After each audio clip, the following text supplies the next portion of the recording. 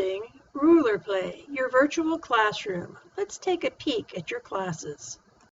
Here's a helpful tip for how to know where to place your ruler to start stitching.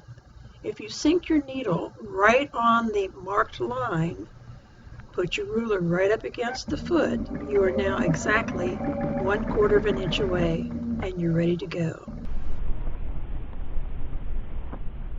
I think this would add a little touch of class to your next quilt.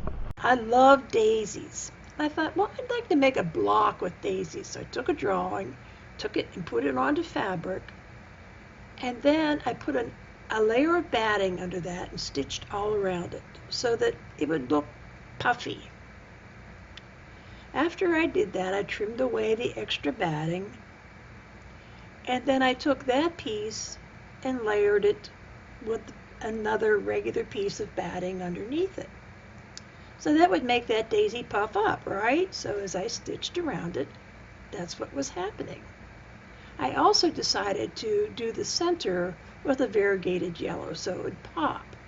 Now you can see that what I was looking for is starting to work. I've got this puffy daisy, just what I wanted. At least I thought it was until I got rid of the lines I had drawn on the fabric. Well, I got out my trusty 8-inch straight Accents and Design ruler to make this block really stand tall. We're going to line that fourth line up with the line that you drew horizontal to the top of your quilt. The other line will line up with the center lines, the 3.5-inch markings that you drew. That will keep your semicircle in complete alignment.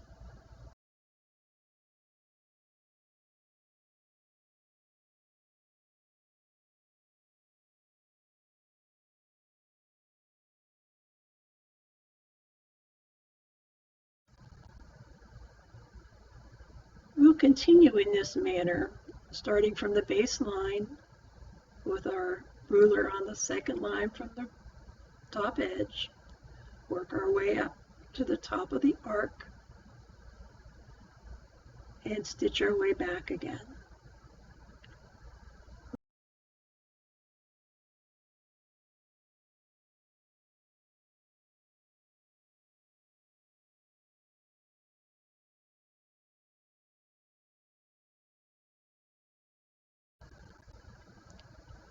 With the 45-degree angles of the ruler lined up to the quilt block corners, let's stitch our first line.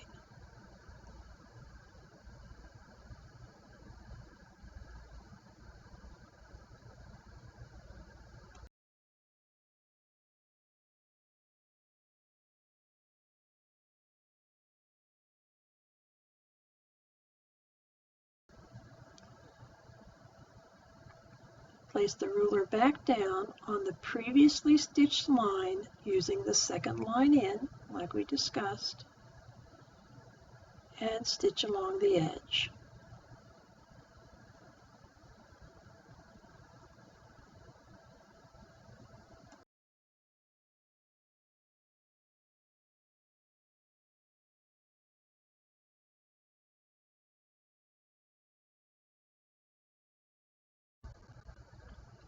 I started this block, like always, by stitching around the 6-inch block. I started at the corner and ended at the same corner. Then, starting from that corner, I stitched towards the center. Now I'm going to stitch back and forth from that center point out to all the spokes. Now we're ready to do some fun stitching. It'll start with the ruler against the foot and end with the ruler flat up against the previous stitching line, just like this. And that's what makes this design.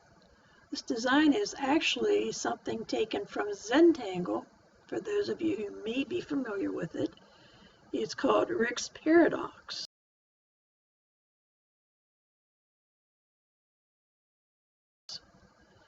And the strange thing about this design is that it turns into a curved design and there's not one curve used throughout. It's all a series of straight lines.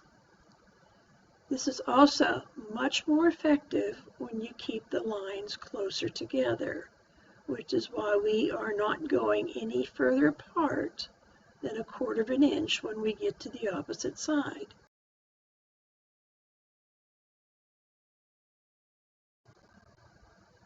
This preview has been brought to you through a mutual partnership with Accents and Designs and Quilting with Jean, author of over 70 YouTube quilting videos.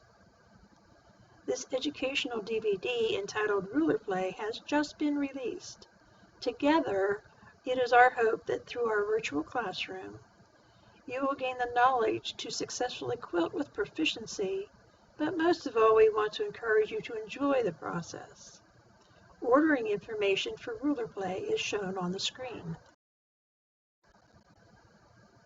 The advantage of a virtual classroom means that you don't have to pack up all your equipment and travel for classes. Instead, they come right to you.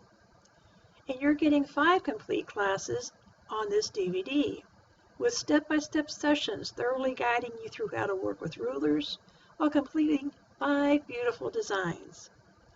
We sure hope you join us in Ruler Play.